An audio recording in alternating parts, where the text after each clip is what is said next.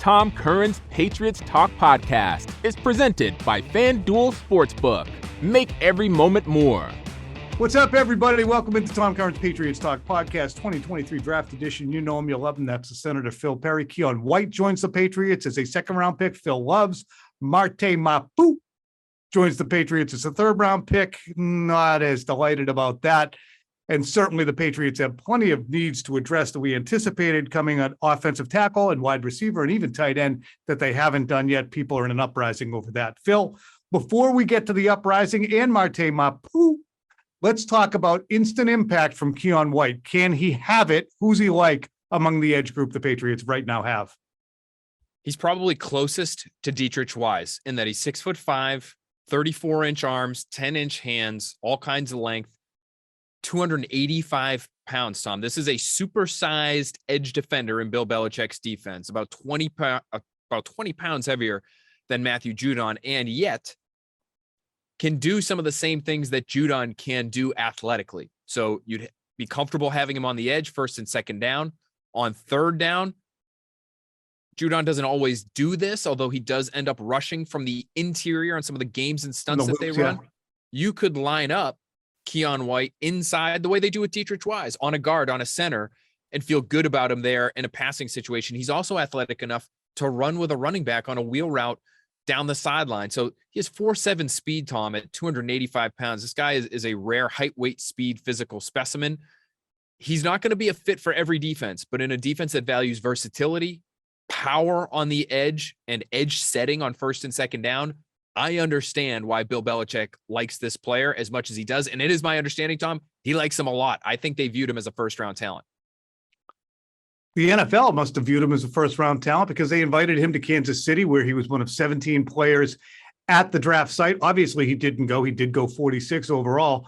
But when you think about the Patriots front now, the players that they have up there, not just the edge guys, they have Devon Godshaw, Christian Barmore, Lawrence Guy. On the edge, it's Uche, it's Dietrich Wise as a hybrid, it's Matt Judon, and now you can add in our guy who's, Keion White. And I'm sure there's other players that I am missing here too as I roll through. Carl Davis is another one. Phil, when you look at the successes of the Patriots in the past and in the distant past, a lot of it was propelled by defensive line. I'm not saying that you have Ty Warren, Richard Seymour, and Vince Wilfork walking around out there, but the combination of Barmore, Judon, now a player like White athletically,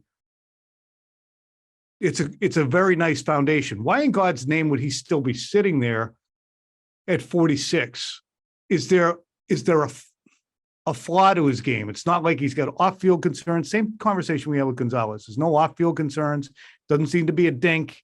Doesn't seem to be by any stretch of the imagination a dummy.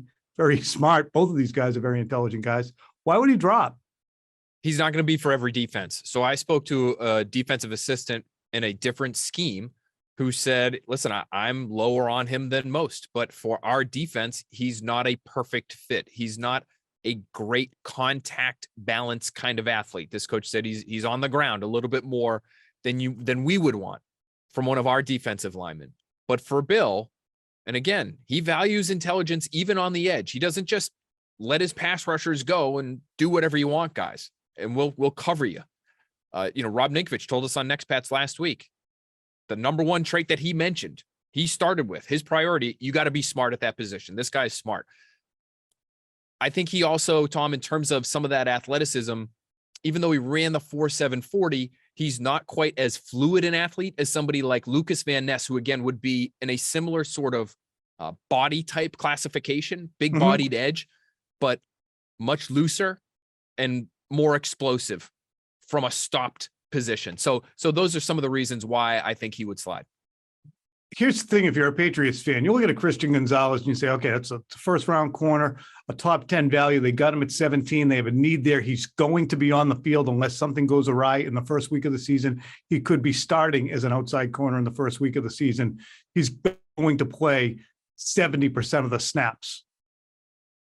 With White and also with Marte Mapu, a Sacramento State safety hybrid, 6'3", 217, shaped a little bit like Kyle Duggar. dubbed by Daniel Jeremiah, a name you've heard in the past from NFL media, as his favorite player in the draft. You have two players who may not make any 2023 impact of import, especially because it could be blocked out a little bit. I would say White has a much better chance of doing that, but Marte Mapu finds himself in a safety group along with Jabril Peppers, Kyle Duggar, Miles Bryant, who sometimes coasts back there, Jalen Mills, the very, very solid Adrian Phillips. Am I missing anybody here? I would put him in the category of Phillips, Duggar, and Peppers. Okay. Right? As a versatile but bigger bodied safety. 220 pounds, over 6 feet tall, big hitter, Tom, and big upside. Like, listen, who knows, right? We don't know. Rodney Harrison came from a small school. Was it Western Illinois? Yeah, Western Illinois, virtually undrafted. I don't know if he's seventh. Virtually, yes. He was a late round pick. But this is the opposite of filling a need in the draft. I mean, again, we spoke to Devin McCourty on Next Pats, and he said, listen, I don't think, we're talking about safeties. So I think you're going to be looking for somebody who can play in the post, somebody like who played the position he played, because they were overloaded in his mind at box safety, and they added another one. He'll play special teams. He's versatile. He'll give them depth at a bunch of different positions potentially. But when you do have real needs on offense, and you could use a dynamic pass catcher, and I think there were a couple left on the board, including Tyler Scott from Cincinnati, that I can understand being a very hard one to swallow for fans who want to see their offense get some help. It's interesting because as you say that, I would imagine most fans like to have a guy whose jersey you can buy and wear and celebrate his touchdowns. But the greater need on offense was tackle as opposed to wide receiver. Because again, for the 93rd time, the most important move the Patriots made in this offseason was getting Bill O'Brien back here to begin to build on the 2021 season and pick things up. You have Kendrick Bourne, who was an explosive player in 21. You have Tyquan Thornton in his second year, who was a second-round pick. All the second-round picks we're pining about. He should be a guy who exceeds what the second-round picks this year do because he's the second year in the league, and he runs a 4.28. You also have Devontae Parker and Juju Smith-Schuster, Gesicki. You have Hunter Henry. You have Ramondre Stevenson. You have artillery. Offensive tackle is the place where you needed somebody. So with the Patriots fans who are pissed right now at offensive tackle and at wide receiver not being addressed, A, you can address it. B, is there anything else you can address it later and still get impact players, i.e. Ramondre Stevenson or Joe Tooney and Mike Onwenu? I don't know if you're going to be able to get a tackle. Anyway, make somebody else feel better, will you? Well, listen, the second guess that I think you could have, it's twofold at tackle. And we could lump receiver in here too. The Falcons traded up to the top of the second round with the kind of artillery picks-wise that the Patriots definitely have, and then some with all the fourth rounders that they have. They could have easily gone to where the Falcons went to get Matthew Bergeron, who is maybe the best tackle who didn't get drafted in the first round out of Syracuse. I thought was a tremendous Patriots fit. That's second guess number one at tackle for me. Why not trade up, get Bergeron, take care of that need, as opposed to getting, yes, a great player on your board in Keion White. The second guess would be, instead of White, did you think about Cody Mock, who, Tom, is a really good athlete? And we know the Patriots have taken lighter tackle prospects before on day two of the draft. Antonio Garcia is a good example of that, out of Troy.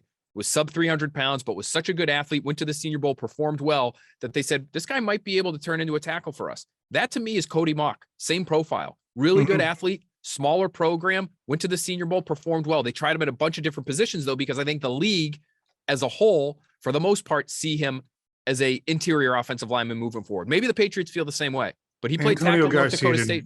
Just to close the loop on Antonio Garcia, things didn't go so good. He got hurt. It didn't go so good, but I know, but they were willing to do it then. And you have a need there now. Why wouldn't the same sort of logic apply and just hope the player works out a little bit better? Cody Mock went 2 picks after Keion White at 48 overall to the Bucs.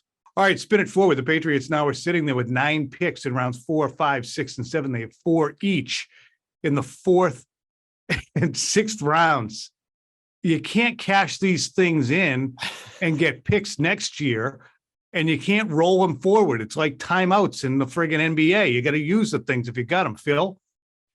Boy, I'm just looking at the Marte Mapu hunters and kickers. Hunters and kickers. Don't do it. No. You're not doing that. like they could have had Tucker Kraft with the Marte Mapu pick, the tight end out of South Dakota State. They could have had the receiver, Michael Wilson from Stanford, who I think has big time upside, at a great Senior Bowl, even though he's dealt with some injury.